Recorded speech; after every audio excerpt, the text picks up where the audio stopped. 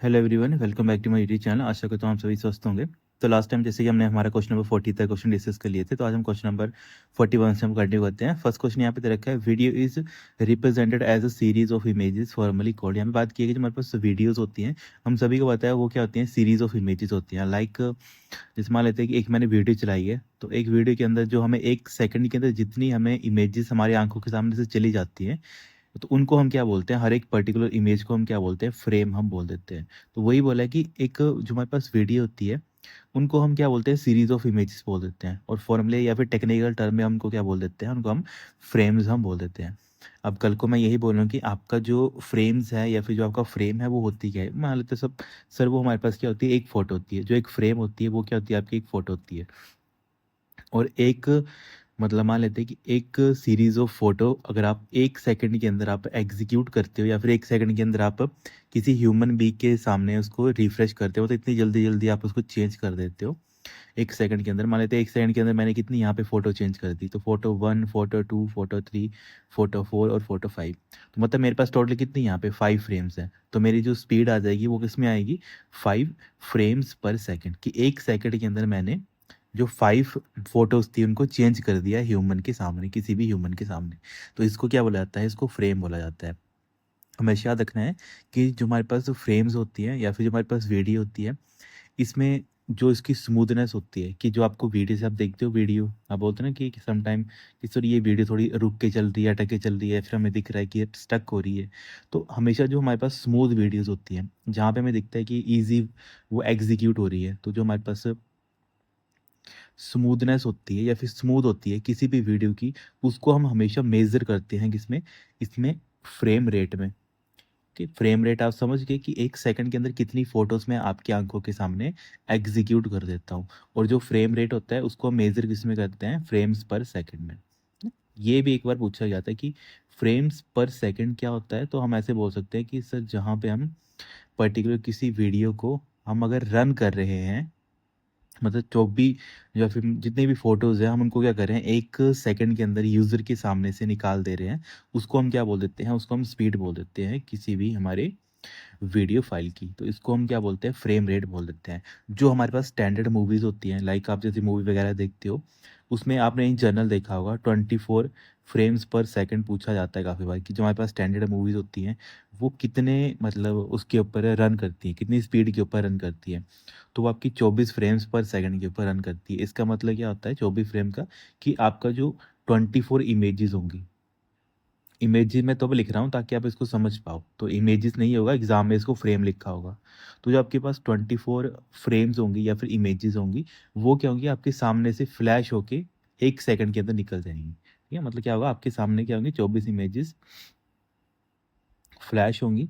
और कब, with in 1 second. ठीक है, इसको आप ऐसे करना, विद इन 1 सेकेंड। कि एक सेकंड के अंदर आपकी आंखों के सामने से सामने 24 इमेजेस निकल जाएंगे। जैसे मैंने अभी यहाँ बताया ना, एक photo, 2 photo, 3 photo, 4 photo, 5 photo, मतलब एक सेकंड के अंदर इतनी ज़्यादा फोटो आपकी आंखों के सामने से निकल जाएंगी।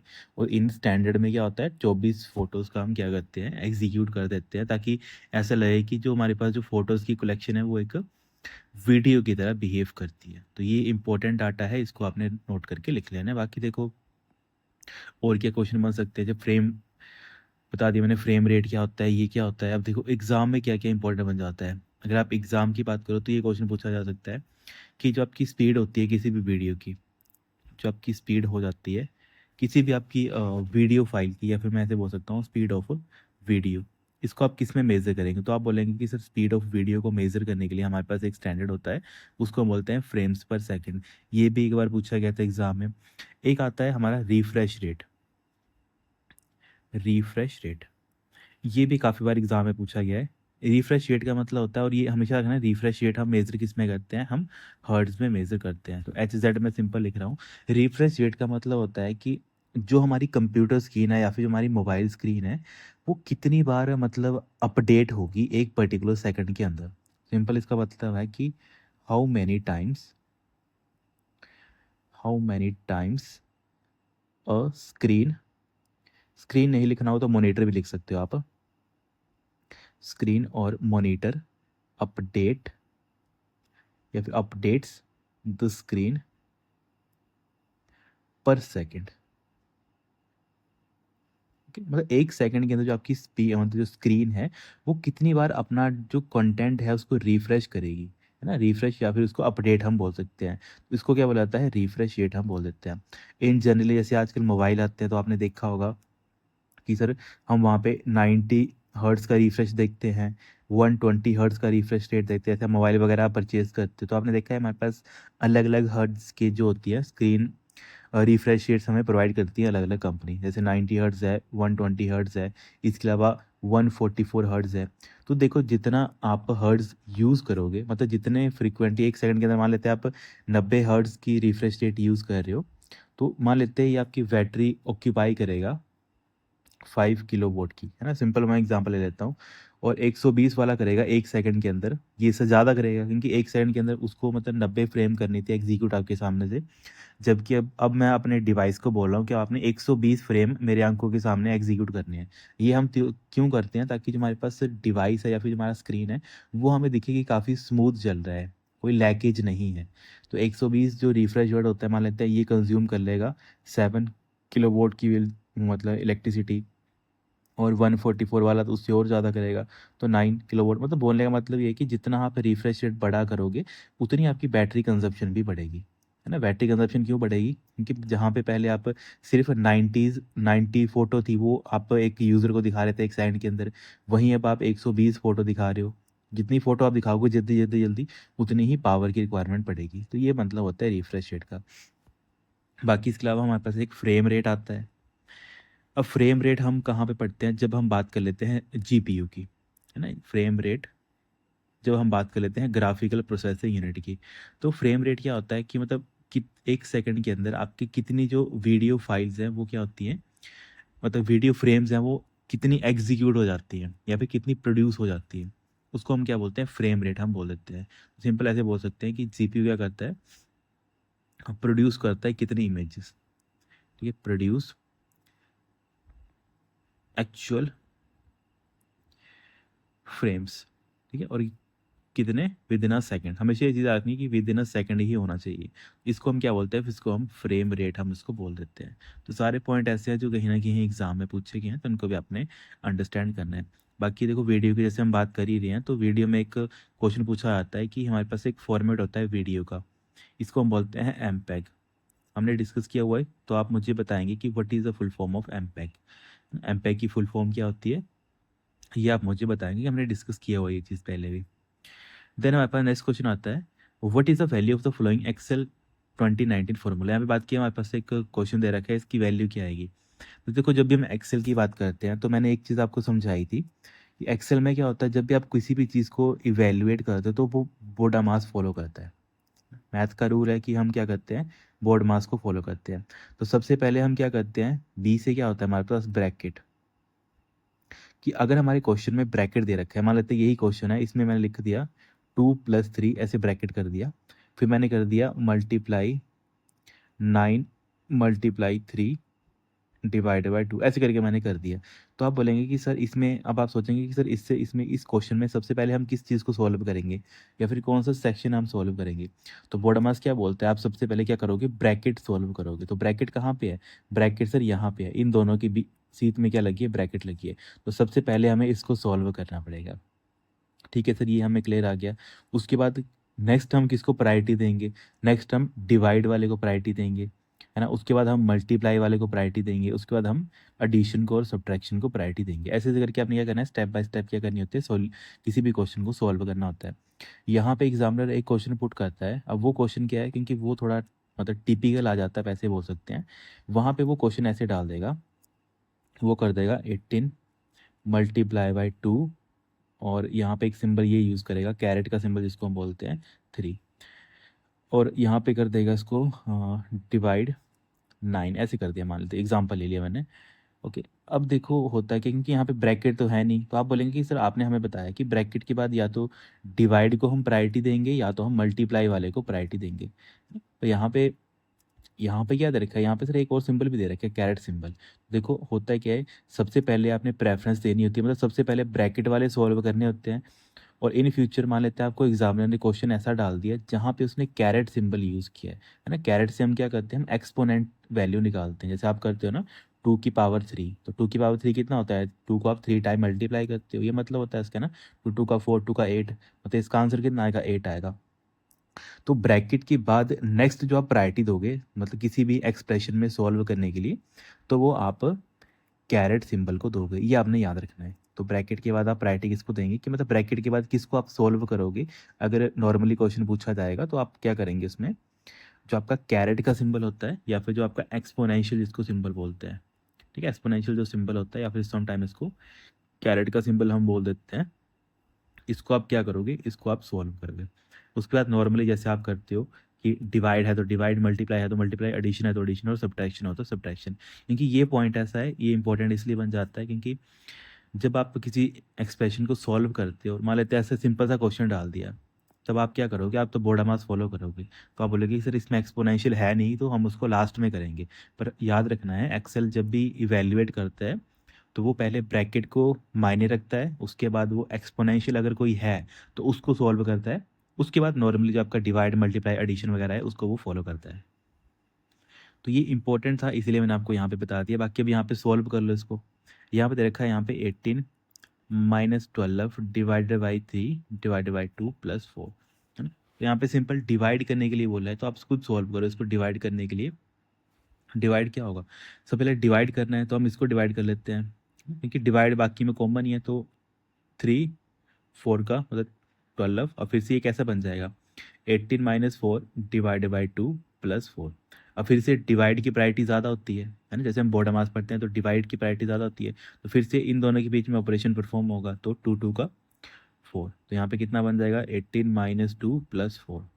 अब एडिशन और सब्ट्रैक्शन में तो कुछ ज़्यादा फर्क पड़ता नहीं है, तो आप ऐसे कर लो या फिर 18 + 4 कर लो, देन आप माइनस कर दो अगर आपको पूरा रूल के अकॉर्डिंग चलना है। और इन जनरल जैसे आप करोगे 18 में से दोगे 16, 16 में से 4 के कितना हो गया, 16 में प्लस कर दिया 4 तो कितना बन जाएगा, 20 आपका बन जाएगा। मैटर ये करता है कि जब ब्रैकेट आती है और जब आपका एक्सपोनेंशियल आता है उस टाइम पे आप कैसे किसी एक्सप्रेशन को सॉल्व करते हो, तो वो भी मैंने आपको बता दिया। और इसका राइट आंसर क्या बन जाएगा, 20 आपका बन जाएगा। बस आपको जो कंसेप्ट होते हैं वो क्लियर करने हैं, क्योंकि माइनो ये बेसिक चीज़ें हैं, ये आप इजीली क्लियर कर लोगे। बट जो इम्पोर्टेंट चीज़ है कि जहाँ पे एक्सपोनेंशियल या फिर जो पावर की मतलब जो वैल्यूज़ होती हैं उनको आपने क्या करना होता है, इवेल्युएट करना होता है। बाकी हमेशा कोई भी फॉर्मूला है एक्सेल का, उसके लिए सिंबल हम कौन सा यूज़ करते हैं, इक्वल टू सिंबल यूज़ करते हैं, ये हमने डिस्कस किया हुआ था। बाकी मैंने आपको कुछ एक एरर बताए थे जो काफ़ी एग्जाम में पूछे जाते हैं। एक मैंने सिंपल एक एरर बताया था जो रिसेंटली अभी एक एग्ज़ाम में हुआ था। जैसे एक कैंडिडेट ने हमें पेपर भेजा था, तो वहाँ पे एक क्वेश्चन दे रखा था कि जो बेसिकली मैंने बताया भी था, उनको करवाया भी था, जो हमारी जीआरटी की प्लेलिस्ट है, तो वहाँ पे उसने बोला है कि सर हमें मतलब काफ़ी हेल्प मिली है इस पेपर में ना, तो काफ़ी अच्छे नंबर आए उसमें, मतलब शायद 20 में से 19 समथिंग नंबर आ गए थे, जो मैक्सिमम वही चीज़ें थी जो मैंने वहाँ पे करवाई थी। तो उसने बोला था कि सर आपका एक क्वेश्चन मतलब आया हुआ था, उसका राइट आंसर ये था हमारे पास, डिवाइड बाई 0 करके जो आता है एरर। वो बोला था कि आपको ये एरर कब आता है, मतलब क्वेश्चन पूछा गया था कि इज डिस्प्लेड, मतलब एक आपको एरर आता है आपको एक्सेल के अंदर कब आता है, जब आप किसी भी नंबर को अटेम्प्ट करते हो, ठीक है, डिवाइड कर देते हो किसी भी नंबर को, कैसे करोगे, डिवाइड बाई 0। मतलब आप क्या करें, मान लेते हैं 18 डिवाइड बाई आप 0 कर रहे हो, तो इस टाइम पे क्या आएगा, आपको एरर आएगा। और वो एरर कौन सा आएगा, ये वाला, कि आप क्या कर रहे हो, आप किसी भी नंबर को 0 से डिवाइड नहीं कर सकते, तो वहाँ पे आपको क्या आएगा, ये वाला एरर आपको देखने को मिलेगा। तो ये भी एग्जाम में क्वेश्चन पुट किया गया था। तो ऐसे ऐसे देखो सारी चीज़ें वही हैं जो हमने डिस्कस की होती हैं। देन नेक्स्ट क्वेश्चन हमारे पास, fill in the blank and fill in the blank are two type of streaming technologies. तो two type of streaming technologies कौन कौन सी होती है, देखो एक तो आप लाइव स्ट्रीमिंग कर सकते हो, है ना, जैसे आप बोलते हो कि सर हमें लाइव क्लासेस चाहिए या फिर ये चाहिए ना, तो जहाँ पे नेटवर्क वगैरह थोड़ा इशू रहता है यहाँ पे जैसे, तो वहाँ पे लाइव स्ट्रीमिंग नहीं पॉसिबल हो पाती है। दूसरा हमारे पास आता है ऑन डिमांड स्ट्रीमिंग। तो टू टाइप ऑफ स्ट्रीमिंग्स होती हैं जो काफ़ी यूज़ की जाती हैं। तो इसको आपने हमेशा नोट करना है जब आप मल्टीमीडिया की बात करते हो या फिर मल्टीमीडिया अलोंग विद नेटवर्किंग, क्योंकि स्ट्रीमिंग है ना, तो स्ट्रीमिंग का मतलब क्या है, आप क्या कर रहे हो, सर मल्टीमीडिया का यूज़ कर रहे हो। मल्टीमीडिया और स्ट्रीमिंग है तो इसका मतलब है सर आप क्या कर रहे हो, नेटवर्क का भी यूज़ कर रहे हो।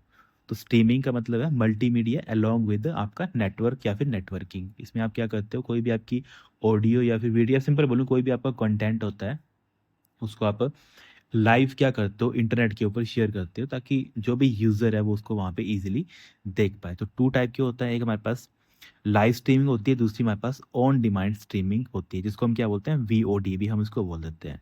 तो लाइव एंड ऑन डिमांड, तो यहाँ पे सेकंड आपका राइट आंसर बन जाएगा। तो ऐसे करके आपने ये सारी चीज़ें अंडरस्टैंड करनी होती हैं। लाइव तो आप सभी को पता है। अगर मैं बात कर लेता हूँ कि लाइव स्ट्रीमिंग का मतलब क्या होता है। लाइव का मतलब होता है कि जो भी आपका मीडिया होता है उसको आप क्या करते हो, रियल टाइम में दिखाने का ट्राई करते हो। जो भी आप अभी एक्चुअल में कर रहे हो वो सारे रियल टाइम में होता है।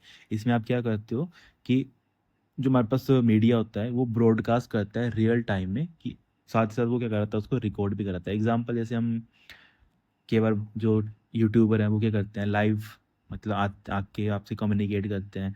बाकी आपने और देखा होगा लाइव क्रिकेट, है ना, जैसे जियो वगैरह की आप सब्सक्रिप्शन लेते हैं मैच वगैरह देखने के लिए, तो वो एक किसका एग्जांपल है, वो भी आपका लाइव स्ट्रीमिंग का ही एग्जांपल है। इसके अलावा सेकंड आपका बन जाता है ऑन डिमांड स्ट्रीमिंग, जिसको आप वीओडी के नाम से जानते हैं। तो जो हमारे पास वीओडी होता है, इसमें क्या होता है, इसमें जो हमारे पास मीडिया वगैरह होती है उसको हम क्या करते हैं, उसको हम सेव करके रख लेते हैं, है ना। वीओडी का मतलब क्या होता है कि जैसे मैंने क्या किया, मैंने वीडियो रिकॉर्ड की, इसको मैंने डाल दिया यूट्यूब के सर्वर के ऊपर, है ना। अब यूट्यूब की डाटा यूट्यूब के सर्वर के ऊपर है, पर आप क्या कर सकते हो, आप इस डाटा को अपने मोबाइल के थ्रू देख सकते हो। मतलब क्या कर रहे हो, आप अपने डिवाइस के थ्रू जो यूट्यूब के सर्वर के ऊपर जो वीडियो है मेरी वाली, वो क्या कर रहे हो, आप वॉच कर रहे हो। और वो कैसे कर रहे हो, with the help of internet.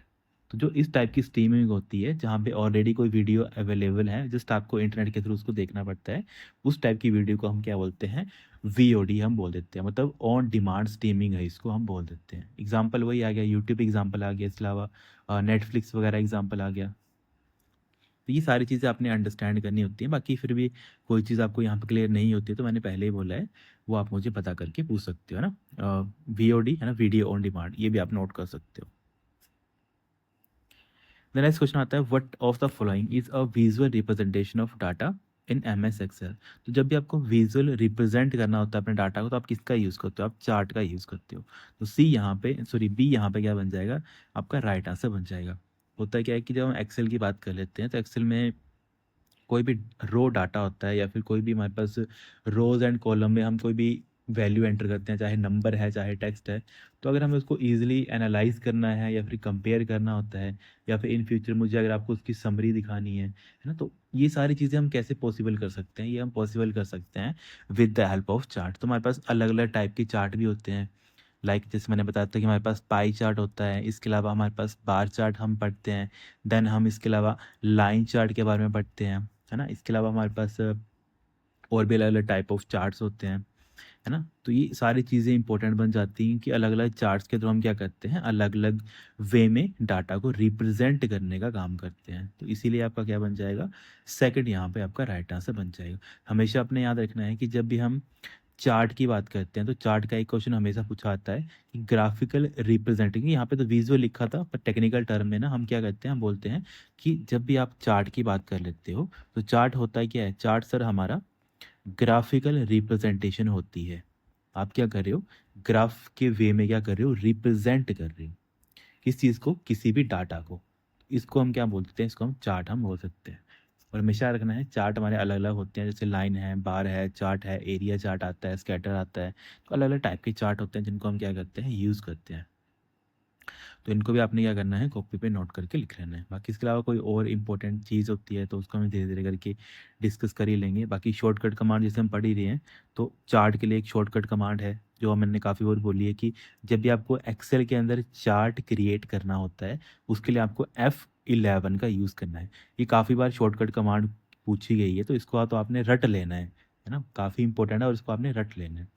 और ये हमेशा याद रखना है कि F11 जो क्रिएट करता है या फिर डिफ़ॉल्ट जो आपका चार्ट होता है वो कौन सा होता है, वो आपका कॉलम चार्ट को वो क्या करता है, दिखाने का काम करता है। जब आप F11 यूज़ करते हो तो बाय डिफ़ॉल्ट जो आपको कौन सा चार्ट दिखाएगा वो आपको कॉलम चार्ट आपको दिखाएगा। ये भी एक बार एग्ज़ाम में पूछा गया था। बाकी अगर आपको बाय डिफ़ॉल्ट आपका एम्बेडेड चार्ट होता है, अगर आपको उसको इंसर्ट करना है तो उसके लिए आपको अल्ट प्लस F11 का यूज़ करना पड़ेगा ना। दो टाइप के क्वेश्चन है, देखो नॉर्मली क्वेश्चन पूछा जाएगा कि आपको चार्ट इंसर्ट करना है एक्सेल के अंदर तो आप कौन सी शॉर्टकट कमांड यूज़ करेंगे, F11। दूसरा क्वेश्चन एक स्टेप और अबव मैं पूछ सकता हूँ, मैंने पुट किया क्वेश्चन कि आप बेटा बताओ कि जब आप F11 की प्रेस करोगे तो इन जनरल कौन सा ऐसा चार्ट है जो आपको देखने को मिलेगा। तो आप बोलेंगे कि सर हमारे पास एक कॉलम चार्ट होता है वो हमें देखने को मिल जाएगा जब हम F11 को यूज़ करेंगे, है ना? किसी भी डाटा को हम सेलेक्ट करेंगे और F11 हम प्रेस करेंगे तो बाय डिफ़ॉल्ट हमें कॉलम चार्ट देखने को मिल जाएगा। अच्छा सर, ये तो हमें लग गया, क्लियर हो गया। अब एक चार्ट आता है हमारे पास, एम्बेडेड चार्ट। एम्बेडेड चार्ट या फिर इसको हम बोल सकते हैं कि आपको क्या करना है, आपका जो इंसर्ट करना है आपको डिफ़ॉल्ट चार्ट किसमें, एग्जिस्टिंग वर्कशीट के अंदर।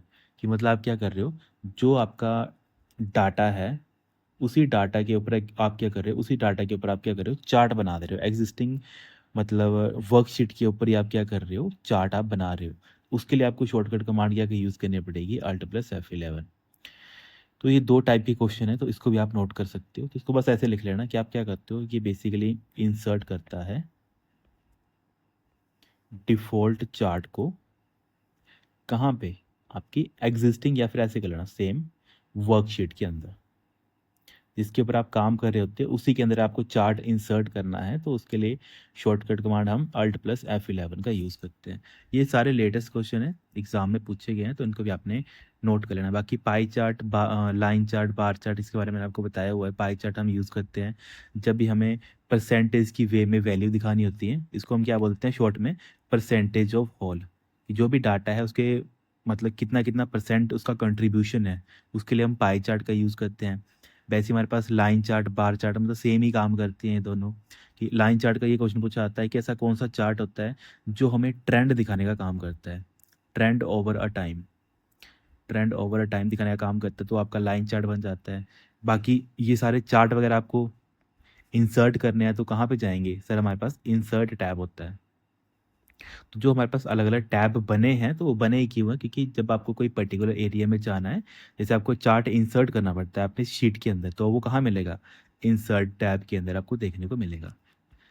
तो ऐसे करके ये सारी चीज़ें इंपॉर्टेंट हैं, इनको आपने काइंडली कॉपी पे नोट कर लेना है। नेक्स्ट क्वेश्चन है हमारे पास, fill in the blank is area where your chart data is represented and contain the data markers, grid line, data label, trend line, optional chart item placed in a chart area. तो ये आपको कहाँ पे देखने को मिलेगा, ये किसकी बात कर रहे हैं हम यहाँ पे, प्लॉट एरिया की बात कर रहे हैं। क्योंकि ये सारा डाटा आप मार्क कर सकते हो, आपको ग्रिड लाइन की वे में दिखता है, डाटा को आप लेबल कर सकते हो, आप ट्रेंड लाइन देख सकते हो, ऑप्शनल चार्ट मतलब ऑप्शनल होता है। तो ये सारा हमें कहाँ पे देखने को मिलता है, ये हमें सिर्फ जो हमारा प्लॉट एरिया होता है वहाँ पे हमें देखने को मिलता है। तो यहाँ पे क्या बन जाएगा, डी आपका राइट आंसर बन जाएगा। हमेशा रखना है जो हमारे पास प्लॉट एरिया होता है ये बेसिकली रेक्टेंगुलर बॉक्स में हमें देखने को मिलता है। रेक्टेंगुलर बॉक्स में हमें ये देखने को मिल जाता है जो हमारे पास प्लॉट एरिया होता है। और जो रेक्टेंगुलर एरिया होता है आपको पता ही है, एक्स एक्सिस और हम वाई एक्सिस की वे में हम क्या करते हैं, जो भी डाटा होता है उसको हम क्या करते हैं, रिप्रेजेंट करने का काम करते हैं। इसके अंदर ही क्या होता है कि जो भी हमें व्यू दिखता है उस व्यू में क्या क्या चीज़ें हमें देखने को मिलेंगी, मार्कर देखने को मिलेगा, ग्रिड लाइन हमें देखने को मिलेगा, या फिर हम ऐसे बोल सकते हैं कि डाटा पॉइंट्स हमें देखने को मिलेंगे। तो वो सारी चीज़ें हमें किस चार्ट के अंदर मिलती हैं, प्लॉट चार्ट के अंदर हमें देखने को मिल जाती हैं। इंपॉर्टेंट डाटा है तो काइंडली इसको आपने ज़रूर कॉपी पे नोट करके लिख लेना है। ओके, तो इसके अलावा देखो, जैसे हम बात कर लेते हैं कि हमारे पास चार्ट में और क्या क्या चीज़ें जो इंपॉर्टेंट हमारी बन जाती हैं। एक टर्म पूछी गई थी रिसेंट एग्ज़ाम में ना, अब मेरे को एग्जैक्टली याद नहीं आ रहा, एक टर्म थी अब चार्ट की ही वो पूछी गई थी। ठीक है, तो चलो उसका याद आएगा तो मैं आपको वो बता दूंगा, पर अभी के लिए आप इतना नोट कर लो कि प्लॉट एरिया यहाँ पे राइट आंसर बन जाएगा। द नेक्स्ट क्वेश्चन आता है हमारे पास, which of the following steps will you take to go to grid line on the ribbon tab in MX Excel 2019। Okay, basically आपको क्या करना है, आपको ग्रिड लाइन यूज़ करनी है अपने और रिबन टैब के ऊपर। तो कहाँ पे आपको जाना पड़ेगा, तो आप जाएंगे सिंपल, क्योंकि ग्रिड लाइन की बात है आपको देखना है।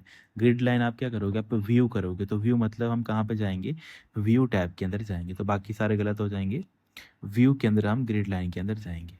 तो फोर्थ यहाँ पे आपका राइट आंसर बन जाएगा, है ना। ग्रिड लाइन एक्चुअली में आप सभी को पता है ग्रिड लाइन क्या होती है, जो मतलब आपकी एक फेंट ग्रे लाइन होती है जो आपकी सेल को अलग करती है। जैसे आप एक्सेल देखते हो, जब आप एक्सेल देखते हो ना, तो जो आपको ये एक मतलब बिल्कुल लाइट लाइट सी ग्रे कलर की जो लाइट दिखती है, जो ये वाली होती है ना, ये वाली जो एक बिल्कुल हम, ये तो मैं चलो ब्लैक बना रहा हूँ, पर एक्चुअल में एक किस कलर में होती है, ये लाइट ग्रे कलर में होती है। तो जब आपको लाइट ग्रे कलर में आपको जो ये लाइनें दिखती हैं, इनको हम क्या बोलते हैं, ग्रिड लाइन हम इसको बोल देते हैं।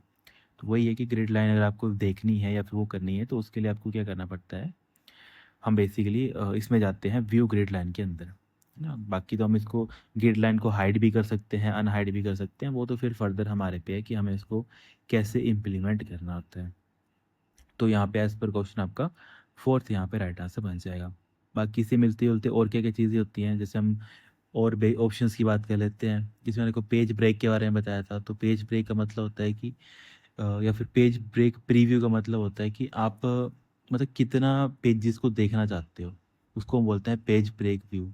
इसके अलावा जैसे मैंने एक आपको बताया था कि फ्रीज पैन करके एक ऑप्शन आता है, जिसमें आप क्या कर सकते हो, किसी भी रो और कॉलम को एक तरीके से फ्रीज कर सकते हो। जब भी आप स्क्रॉल करते हो तब आप उस मतलब पर्टिकुलर जो आपका रो होती है वो वैसी की वैसी रहती है, बाकी जो आपका डाटा होता है वो आप उसको ऊपर नीचे कर सकते हो, मतलब ये चीज़ आपकी फिक्स रहेगी।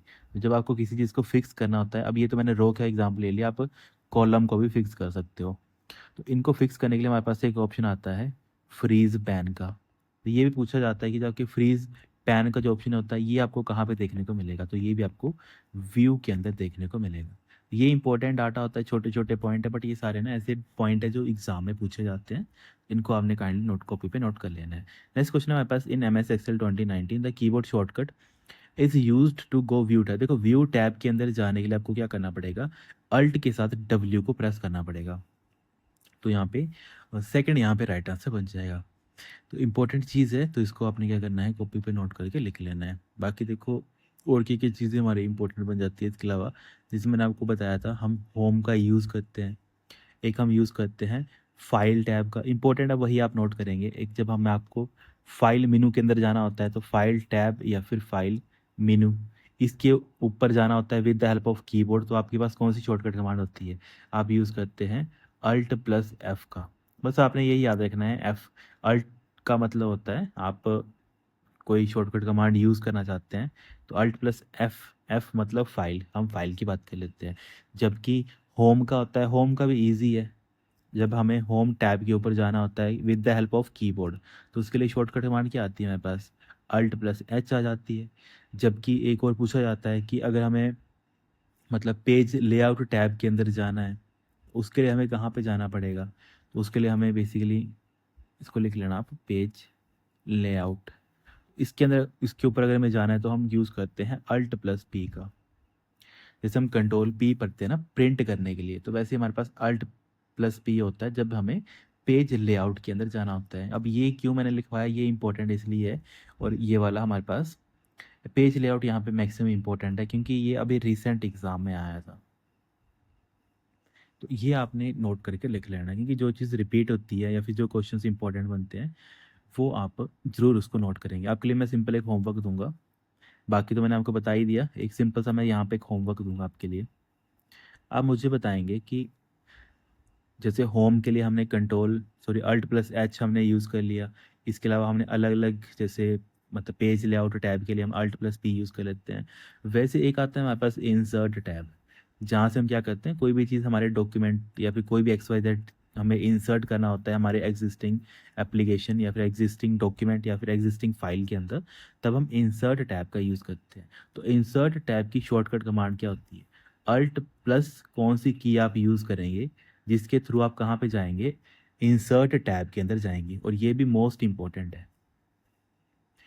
तभी मैंने आपसे ये आपको ये होमवर्क दिया ताकि आप इसके बारे में थोड़ा पढ़ पाओ, रिसर्च करो थोड़ा, है ना, इंसर्ट टैब के बारे में। ओके, क्योंकि बताने के लिए तो चलो मैं यहाँ पे बता सकता हूँ कि ये आप यूज़ करेंगे, मतलब ये वाला अल्फ़ाबेट आप यूज़ करेंगे, तो आपको ऑप्शन दे देता हूँ। ऑप्शन नंबर पहला मैंने दे दिया, अल्ट प्लस आई का यूज़ करेंगे। सेकंड मैंने ऑप्शन आपको दे दिया अल्ट प्लस एन का आप यूज़ करेंगे। थर्ड मैंने ऑप्शन दे दिया अल्ट प्लस टी का आप यूज़ करोगे। फोर्थ मैंने ऑप्शन दे दिया अल्ट प्लस जी का आप यूज़ करोगे। चार ऑप्शन दे दिए, अब इसमें से आप सिर्फ एक राइट आंसर बताओगे कि इंसर्ट टाइप के लिए सर आप कौन सा जो है अल्फ़ाबेट यहाँ पे यूज़ करेंगे। The next question हमारे पास, the keyboard shortcut is used in MS Excel 2019 to move one screen to the right in the worksheet। आपको क्या करना है, एक स्क्रीन को क्या करना है, राइट करना है, वन स्क्रीन राइट करना है, तो उसके लिए आपको क्या करना पड़ेगा, अल्ट प्लस पेज डाउन का यूज़ करना पड़ेगा। तो यहाँ पे सेकंड आपका राइट आंसर बन जाएगा। बाकी देखो अगर यही चीज़ उल्टी पूछी होती, one screen to the left, तब आपको क्या करना पड़ता, तब आपको अल्ट प्लस पेज अप का आपको यूज़ करना पड़ता। ठीक है, तो ये छोटी छोटी चीज़ें हैं बट ये सारा इंपॉर्टेंट बन जाता है। हमेशा रखना है अगर पेज डाउन नहीं दे रखा होगा या फिर सिंपल अगर यहाँ पे वन स्क्रीन राइट नहीं दे रखा होगा, देखो क्वेश्चन कैसे पुट कर सकते हैं। जैसे यहाँ पे किया था मैंने क्वेश्चन में, one screen to the right, मतलब आप क्या कर रहे हो, राइट साइड पे स्क्रीन को मूव कर रहे हो, मतलब राइट साइड पे आप जा रहे हो। इसी चीज़ को हम क्या बोल सकते हैं, और इसी चीज़ को मैं सिंपल अगर बात करूँ, इसी चीज़ को आप और क्या बोल सकते हो, इसी चीज़ को हम बोल सकते हैं कि सर आप बात कर रहे हो वर्टिकल डाटा मूवमेंट की, तो मैं इसको ऐसे भी लिख सकता हूँ, आप क्या कर रहे हो, वर्टिकली मूव कर रहे हो। तो वर्टिकली मूव कर रहा हूँ, चाहे मैं one screen to the right move कर रहा हूँ, तो उसके लिए हमें क्या करना पड़ता है, उसके लिए हमें बेसिकली इसका यूज़ करना पड़ता है शॉर्टकट कमांड का, अल्ट प्लस पेज डाउन का। तो ये सारा इंपॉर्टेंट है, इसीलिए आपको यहाँ पे लिखवाया ताकि आप ये सारी चीज़ें नोट कर पाएँ। ठीक है, कि अगर आपको मतलब वर्टिकली जाना है, हॉरिजॉन्टली जाना है, ठीक है, सॉरी यहाँ पे उल्टा बोल दिया मैंने, यहाँ पर आपका हॉरिजॉन्टल आ जाएगा, उल्टा बोल दिया यहाँ पे ना, यहाँ पे आपका हॉरिजॉन्टल मूवमेंट आ जाएगी, क्योंकि आप इस साइड को जा रहे हो ना, हॉरिजॉन्टली जा रहे हो। जबकि अगर आपको वर्टिकली जाना है तो वर्टिकली हम क्या करते हैं, उसके लिए हम पेज डाउन का यूज़ करते हैं। तो यहाँ पे अगर आपको कन्फ्यूज़न क्रिएट ना हो तो मैं यहाँ पे आपको बता ही देता हूँ एटलीस्ट क्या है, ताकि आप इसको क्लैरिफाई कर पाओ। जैसे होता है, ये आपकी एक्सेल की शीट आ गई, सपोज कर लेते हैं। अब आपको ये डाटा यहाँ तक दिख रहा है ना, यहाँ तक आपको लास्ट तक डाटा दिख रहा है। अब आप क्या चाहते हो, आप इसके आगे जाना चाहते हो, मतलब इतनी ही स्क्रीन, जो इसके आगे की जो स्क्रीन होगी जहाँ पे कुछ डाटा होगा वो ऑटोमेटिकली यहाँ पे आ जाए, और जो यहाँ का जो डाटा है या फिर एक्सेल की जो फाइल है वो कहाँ चले जाए, इस तरफ को चले जाए, अंदर की तरफ को चली जाए। इसके लिए आपको क्या करना पड़ेगा, शॉर्टकट कमांड यूज़ करना पड़ेगी। मतलब आप क्या कर रहे हो, अब आप वर्टिकली मूवमेंट कर सकते हो या फिर आप हॉरिजॉन्टल मूवमेंट कर सकते हो। तो यहाँ पे, यहाँ से अगर आपको यहाँ पे जाना है, मतलब आप क्या कर रहे हो, आप हॉरिजॉन्टल मूवमेंट कर रहे हो। तो हॉरिजॉन्टल मूवमेंट या फिर one screen to the right, दोनों का मतलब यही है। तो इसके लिए हम शॉर्टकट कमांड यूज़ करते हैं अल्ट प्लस पेज डाउन का।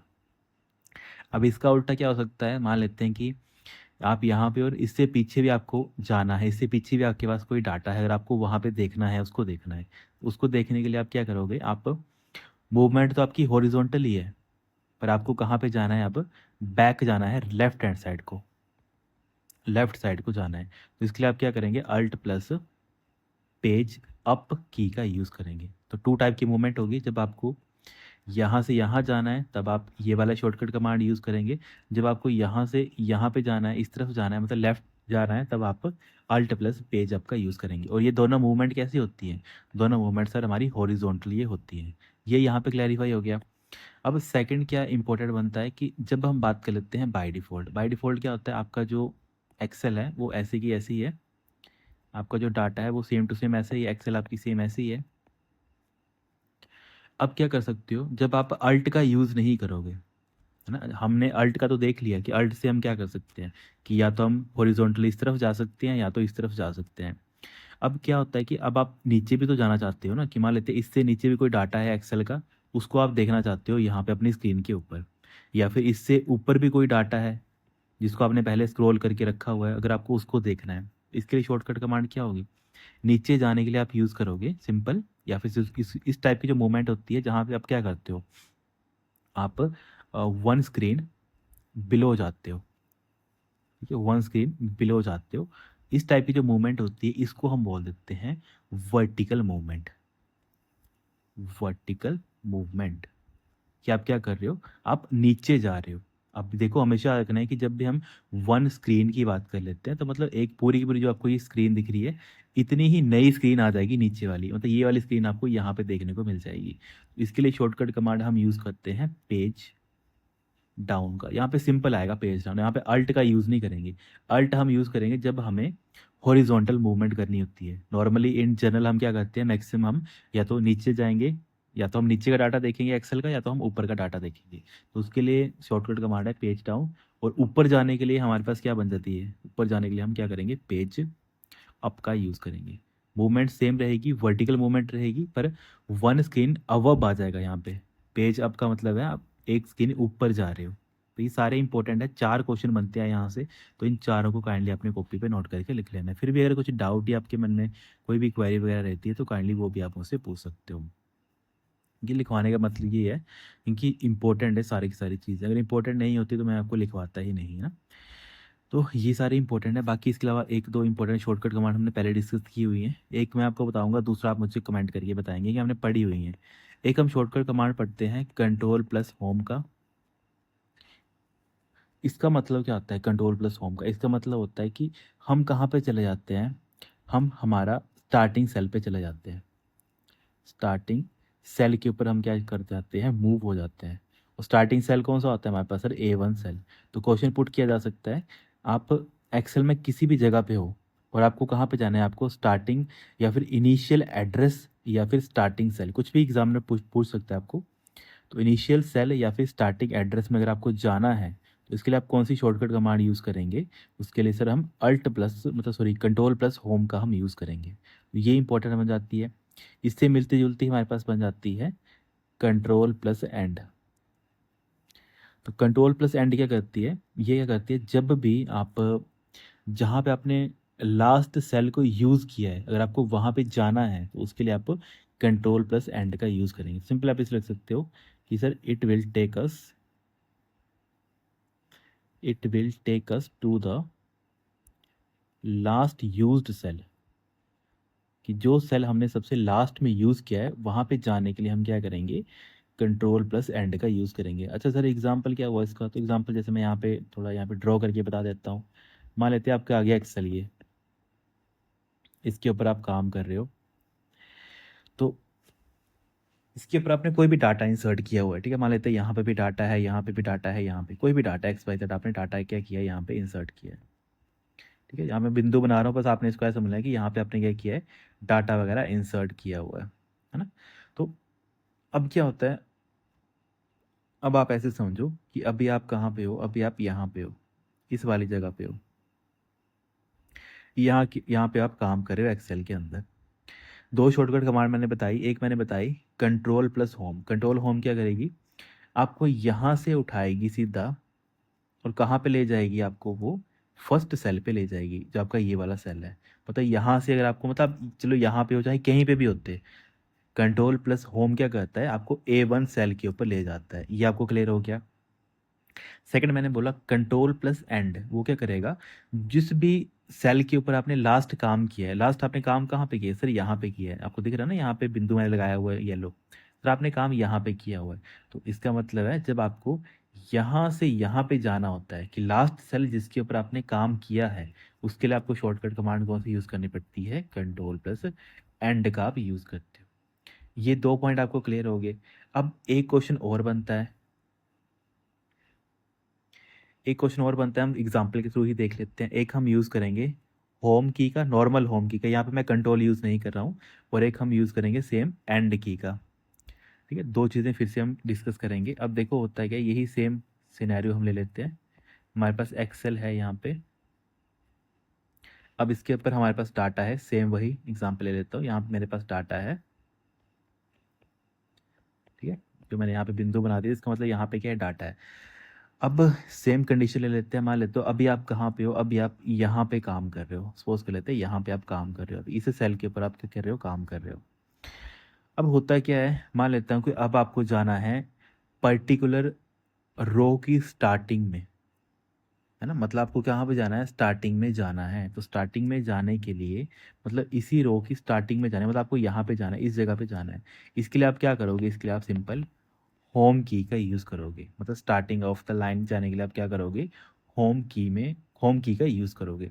जबकि आपको कहाँ पे जाना है, लास्ट जगह में जाना है जहाँ पे आपने काम किया। लास्ट आपने कहाँ काम किया सर? आपने यहाँ पे काम किया लास्ट में।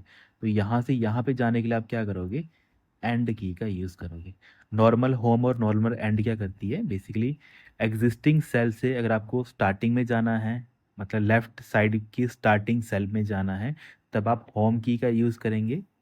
जबकि आपको एग्जिस्टिंग सेल से जो लास्ट सेल जहाँ पे आपने काम किया है ना, इसके आगे भी तो रोज होंगी, ऐसा नहीं है आप उसको कंसीडर करोगे। आप सिंपल बोलोगे कि सर हम लास्ट रो में चले जाएंगे। Last row is not the right answer. अगर मैं यहाँ पे क्वेश्चन पुट कर दूँ या फिर लिख दूँ आपको कि बेटा आप जब एंड यूज़ करोगे तो आप लास्ट रो में चले जाओगे, तो आप बोलोगे नहीं सर आप गलत बता रहे हैं। इसका मतलब होता है कि सर हम लास्ट रो में तो जाते हैं, पर कौन सी रो में? जहाँ पे हमने कुछ ना कुछ काम किया होता है ना? वो आपने याद रखना है। आप ऐसे बोल सकते हो कि सर हम लास्ट यूज्ड सेल के ऊपर जाते हैं, ना कि लास्ट रो के ऊपर। लास्ट रो का मतलब है कि हम सबसे लास्ट में चले जा रहे हैं, वहाँ पे नहीं जाते हैं सर हम। हम कहाँ पे जाते हैं? जहाँ पे हमने लास्ट काम किया है, लास्ट सेल के ऊपर हमने काम किया। तो लास्ट हमने कहाँ पे काम किया? यहाँ पे सर हमने काम किया है। तो इसका मतलब है हम यहाँ पे जाने के लिए कौन सी शॉर्टकट कमांड यूज़ करेंगे? हम एंड का यूज़ करेंगे। तो ये 4 शॉर्टकट कमांड है और काफ़ी बार ना एग्ज़ाम में पूछी गई हैं और ऐसे कन्फ्यूज़ करके पूछे जाते हैं। तो इनको अपने कॉपी पे ज़रूर कॉपी पे नोट करके लिख लेना। बाकी इसके अलावा जो और इम्पोर्टेंट बनती हैं वो जैसे हम कंट्रोल प्लस पेज अप पढ़ते हैं, पेज डाउन पढ़ते हैं, ये पूछी जाती है हमारे पास, इम्पोर्टेंट है वो सारी की सारी, है ना? जैसे कंट्रोल पेज अप क्या करती है, हम पिछली वर्कशीट पे जाना होता है तो हम कंट्रोल पेज अप का यूज़ करते हैं। वही हम कंट्रोल पेज डाउन का अगर आपको नेक्स्ट वर्कशीट के ऊपर जाना होता है तो ये भी आप लिख सकते हो, ठीक है? 2 टाइप की आती है, फिर सिंपल आप लिखो कंट्रोल प्लस पेज अप, दूसरी आपकी बनती है कंट्रोल प्लस पेज डाउन। ये इंपॉर्टेंट इसलिए है क्योंकि ये सारी ऐसी शॉर्टकट कमांड है जो एवरग्रीन है, मतलब सदाबहार है, एग्जामिनर की फेवरेट है। अगर आपको ये भी नहीं पता है तब आप औरों के कंपैरिजन काफ़ी पीछे अभी आप compete कर रहे हो। तो ये बेसिक चीज़ें बताने का मेरा मोटिव यही रहता है ताकि आप ये चीज़ें अंडरस्टैंड कर पाओ। देखो बाय डिफ़ॉल्ट कितनी आपके पास शीट्स होती हैं? आपके पास बाय डिफ़ॉल्ट तो 3 शीट्स होती हैं। तो ये आपकी शीट नंबर 1 आ जाती है, ये आपकी शीट नंबर 2 आ जाती है एक्सेल के अंदर, ये आपकी शीट नंबर 3 आ जाती है। इन जनरल मैं बात कर रहा हूँ। अब मान लेता हूँ अभी आप कहाँ पे हो? अभी आप सर यहाँ पे काम कर रहे हो, इस शीट के ऊपर काम कर रहे हो, शीट नंबर 2 के ऊपर आप क्या कर रहे हो? काम कर रहे हो। तो शीट नंबर 2 क्या है? ये सर हमारी एग्जिस्टिंग वर्कशीट है जिसके ऊपर मैं क्या कर रहा हूँ? काम कर रहा हूँ। ठीक है? एग्जिस्टिंग ये मेरे पास क्या है? वर्कशीट है जिसके ऊपर मेरा कोई ना कोई मैं काम कर रहा हूँ। अब मान लेता हूँ कि मुझे ज़रूरत पड़ेगी कि मुझे क्या करना है, मुझे सेकंड शीट से मेरे शीट नंबर 1 के ऊपर जाना है, या फिर यही सेम सिनेरियो हो सकता है कि मुझे सेकंड शीट से मुझे अपनी थर्ड शीट के ऊपर जाना है। तो 2 केस आ गए हमारे पास। उसके लिए हमारे पास क्या होती है? 2 शॉर्टकट कमांड होती है। फर्स्ट आती है हमारे पास जब हमें कहाँ पे जाना होता है? जब हमें लेफ्ट साइड पे जाना होता है ना? लेफ्ट साइड या फिर आप ऐसे बोल सकते हो प्रीवियस वर्कशीट टैब के ऊपर जाना है। प्रीवियस मतलब जो आपकी जिसके ऊपर अभी आप काम कर रहे हो इसके जस्ट पीछे वाली प्रीवियस वाली। प्रीवियस कौन सी है यहाँ पे सर? शीट नंबर 1 है। तो या तो एग्जामिनर लिखेगा प्रीवियस, या तो वो लिखेगा left side of existing worksheet, या फिर प्रीवियस वर्कशीट पे अगर आपको जाना है तो उसके लिए आप क्या करेंगे? उसके लिए आप कौन सी शॉर्टकट कमांड यूज़ करेंगे? तो हम कंट्रोल प्लस पेज अप का यूज़ करेंगे। मतलब जब आप शीट 2 पे काम कर रहे हो और जैसे आपने control plus page up shortcut command use कर ली तो इसका मतलब अब आप कौन सी शीट पे चले जाओगे? शीट नंबर 1 के ऊपर आप चले जाओगे। इसका उल्टा और क्या हो सकता है कि अगर आपको शीट 2 में और आपको शीट 3 में जाना है तो इसके लिए आपको क्या करना पड़ेगा? Control plus page down shortcut command होती है, इसको आपको यूज़ करना पड़ेगा। समझ आ गया कि नीचे जाना है या फिर राइट साइड पे जाना है? ये भी आप लिख लेना। सर बोलेंगे कि सर राइट तो हमने लिखा है नहीं आपने। राइट साइड या तो नेक्स्ट, या फिर राइट हैंड साइड पे अगर आपको जाना है आपकी एग्जिस्टिंग वर्कशीट से तो उसके लिए आपको क्या करना पड़ेगा? उसके लिए आपको कंट्रोल प्लस पेज डाउन का यूज़ करना पड़ेगा। तो ये सारे इंपॉर्टेंट है, मोस्ट इंपॉर्टेंट शॉर्टकट कमांड है ये सारी। जितनी मैंने बताई ये सारी ना काफ़ी इंपॉर्टेंट है, एग्जाम में काफ़ी बार रिपीट हुई है, तो इनको आपने क्या करना है? कॉपी पे नोट कर लेना है। नेक्स्ट क्वेश्चन आता है the keyboard shortcut is use to, मतलब हम यूज़ करते हैं किसके लिए? इंसर्ट टैब के लिए। ठीक है, चलो ये तो वही आ गया जो मैंने आपको होमवर्क दिया था, तो ये आपका होमवर्क ही रहेगा, ये मैं नहीं बताऊंगा। ये मैंने अभी पहले भी आपको बताया था, ये आपका होमवर्क है। ओके, तो ये आप मुझे बताएंगे कि हम किसका यूज़ करते हैं। ओके, तो इम्पोर्टेंट है, इसको आपने क्या करना है? कॉपी पे नोट करके लिख लेना। बाकी नेक्स्ट क्वेश्चन है तुम्हारे पास, which is the following statement related to F6 key in MX Excel 2019 incorrect. F6 के कॉन्टेक्स्ट में यहाँ पे कौन सी स्टेटमेंट है जो यहाँ पे गलत हमारे पास बन जाती है? फर्स्ट यहाँ पे स्टेटमेंट दे रखी है F6 allows switches between the worksheet, ribbon, task pane, zoom control in worksheet that has been split. F6 include the split pane when switching between the panes and the ribbon area. Okay, ये statement तो हमारी correct है, पर यहाँ पे इसने क्या पूछा है, इनकरेक्ट पूछा है। ये जो हमारे पास F6 शॉर्टकट कमांड होती है, ये करती है, ये बेसिकली स्विच करने का काम करती है। अलग अलग वर्कशीट्स के ऊपर अगर हमें क्या करना है, स्विच करना है, और रिबन के ऊपर या फिर टास्क पैन के ऊपर या फिर जूम कंट्रोल के ऊपर शिफ्टिंग करनी है, तो हम क्या करते हैं, F6 का भी समटाइम हम यूज़ कर लेते हैं। मतलब शिफ्ट प्लस F6 का हम एक्चुअल में यूज़ करते हैं, पर इन जनरल जैसे पूछा है तो यहाँ पे ये हमारी स्टेटमेंट ठीक हो जाएगी, है ना। मतलब यहाँ पे इनकरेक्ट पूछा है तो यहाँ पे ये ठीक ही है। नेक्स्ट पूछा है, shift plus F6 switches between the worksheet, zoom control, task pen and the ribbon. तो ये स्टेटमेंट भी हमारे यहाँ पे करेक्ट बन जाएगी, इसमें भी कोई मतलब वो नहीं है। फिर नेक्स्ट तरीका है, control plus F6 switches between the two MX Excel window. तो ये स्टेटमेंट भी हमारे पास यहाँ पे करेक्ट बन जाएगी। नेक्स्ट रखा है, control shift plus F6 insert a new. देखो ये हमारे इंसर्ट नहीं करती है, तो इनकरेक्ट यहाँ पे पूछा था, तो यहाँ पे डी आपका राइट आंसर बन जाएगा। बाकी सारे के सारे हमारे यहाँ पे करेक्ट बन जाते हैं, पर जो हमारे पास डी है वो यहाँ पे क्या बन जाएगा, इनकरेक्ट हमारे पास बन जाएगा। ओके, तो ये इंपॉर्टेंट है, पर इसको आपने कॉपी पे नोट करके लिख लेना। बाकी देखो, न्यू वर्कशीट की यहाँ पे बात की है, या फिर इंसर्ट अ न्यू या फिर ब्लैंक वर्कशीट की बात की है, तो हमने जैसे पढ़ा हुआ था, हम किसका यूज़ करते हैं सर, हम शिफ्ट प्लस F11 का यूज़ करते हैं जब भी हमें कोई न्यू, या फिर मैं ऐसा बोल सकता हूँ, या फिर मुझे नई, या फिर मुझे एक ब्लैंक वर्कशीट ऐड करनी होती है। उसके लिए हम क्या करते हैं, शिफ्ट प्लस F11 का यूज़ करते हैं, ना कि कंट्रोल शिफ्ट प्लस F6 का यूज़ करते हैं। तो इसी अकॉर्डिंग हमारा इनकरेक्ट स्टेटमेंट कौन सी बन जाएगी, हमारी फोर्स यहाँ पे इनकरेक्ट बन जाएगी। तो ये भी हमारी इंपॉर्टेंट बन जाती है।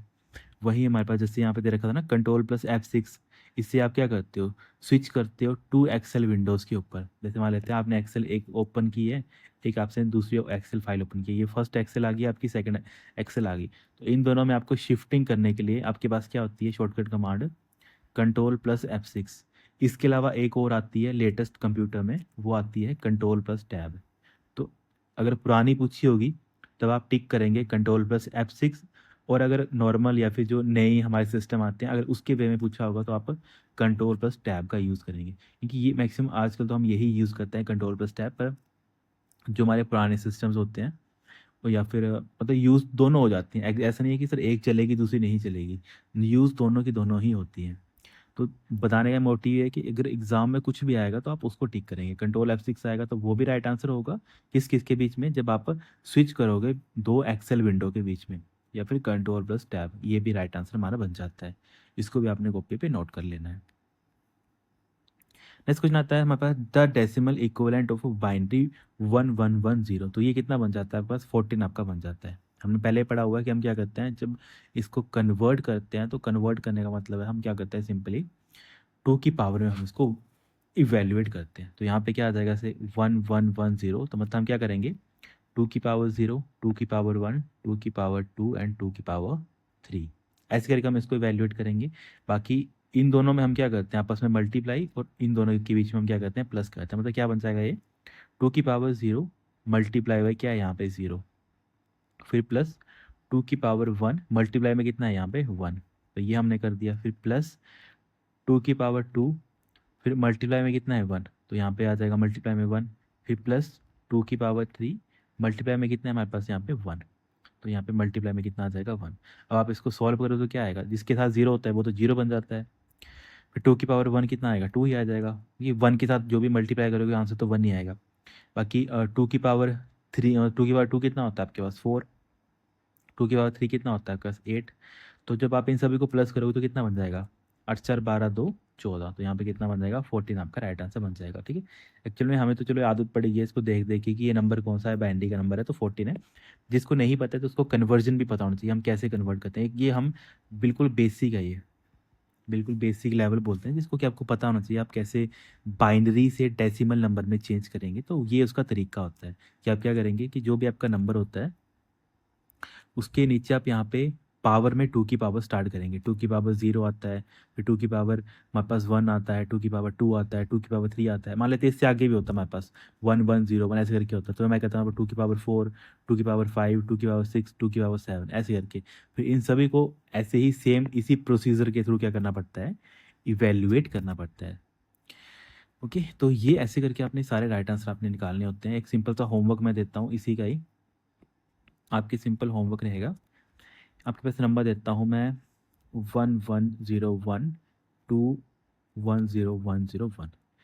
ये आपके पास बाइनरी नंबर है, इसका आप क्या करेंगे, इसका आप मुझे डेसिमल नंबर बताएंगे, ठीक है, डेसिमल फॉर्मेट मुझे बताएंगे, ठीक है। इसका मुझे आप राइट आंसर बताएंगे इस क्वेश्चन का, कि what is the right answer for this question.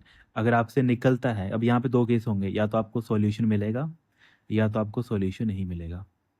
तो आपको सॉल्यूशन मिलता है तो आप मुझे कमेंट करेंगे, अगर आपको सॉल्यूशन नहीं मिलता है तब भी आप कमेंट करेंगे क्यों उसका सॉल्यूशन नहीं आपको मिल पा रहा है। दो चीज़ें हैं और ये बहुत इंपॉर्टेंट क्वेश्चन है। कल को अगर मुझे आपको पेपर सेट करना हो तो मैं ऐसा क्वेश्चन जरूर, इजी क्वेश्चन है बट ये थोड़ा ट्विस्टिंग वाला क्वेश्चन है। देन यहाँ पे हमारे पास नेक्स्ट क्वेश्चन है the hexadecimal equivalent of binary. देखो हेक्साडेसिमल निकालना है आपको, तो हेक्साडेसिमल के लिए आपको क्या करना पड़ता है, वही सिर्फ 4 के पेयर हमें करने पड़ते हैं, और 4 के पेयर के अकॉर्डिंग क्या बन जाएगा यहाँ पे राइट आंसर। तो यहाँ पे सर 4 पेयर 1111, तो यहाँ पे ये हमारा क्या बन जाता है, ये हमारा एफ बन जाता है। तो इसके अलावा 1 के आगे हम 3 0 लगा सकते हैं, तो ये हमारे पास क्या बन जाएगा, 1 हमारे पास बन जाएगा। तो इसके अकॉर्डिंग हमारे पास कौन सा राइट आंसर बन रहा है, सेकंड हमारा राइट आंसर बन जाए। तो बाइनरी नंबर का हेक्साडेसिमल नंबर कितना बन जाएगा आपके पास, 1F हमारे पास ये बन जाएगा।